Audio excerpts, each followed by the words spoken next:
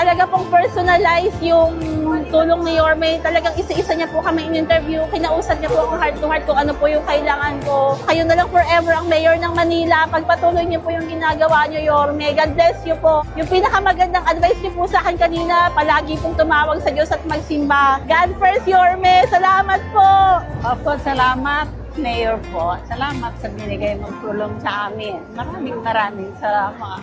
Nabigyan po kami ng tulong ni Mayor Isko Moreno para po sa anak kong nagdadialysis. Malaking tulong na po yun para sa anak ko. Maraming salamat kay Yorme. Napalaking tulong nito. Maraming Yorme. Salamat, Yorme.